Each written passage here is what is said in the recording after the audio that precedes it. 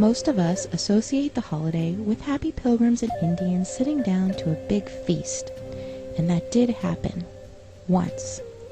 The story began in 1614 when a band of English explorers sailed home to England with a ship full of Patuxet Indians bound for slavery. They left behind smallpox, which virtually wiped out those who escaped. By the time the Pilgrims arrived in Massachusetts Bay, they found only one living Patuxet Indian, a man named Squanto, who had survived slavery in England and knew their language. He taught them to grow corn and to fish, and negotiated a peace treaty between the Pilgrims and the Wampanoag Nation. At the end of the first year, the Pilgrims held a great feast honoring Squanto and the Wampanoags. But as the word spread in England about the paradise to be found in the New World, religious zealots called the Puritans began arriving by the boatload. Finding no fences around the land, they considered it to be public domain. Joined by other British settlers, they seized the land, capturing strong young natives for slaves and killing the rest. But the Pequot Nation had not agreed to the peace treaty Squanto had negotiated, and they fought back. The Pequot War was one of the bloodiest Indian wars ever fought.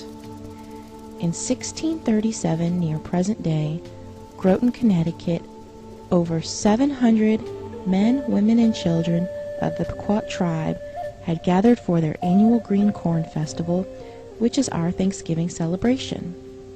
In the pre-dawn hours, the sleeping Indians were surrounded by the English and Dutch mercenaries, who ordered them to come outside.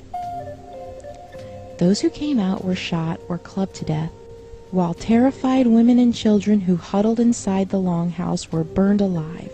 The next day, the governor of the Massachusetts Bay Colony declared a day of Thanksgiving, because 700 unarmed men, women, and children had been murdered.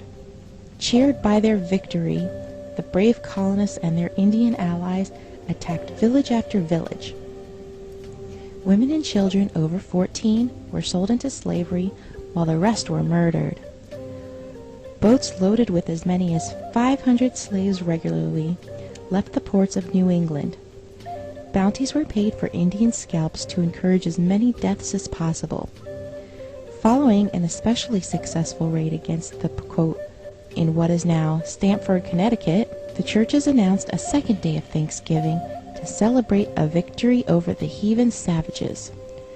During the feasting, the hacked-off heads of the natives were kicked through the streets like soccer balls. Even the friendly Wampanoag did not escape the madness.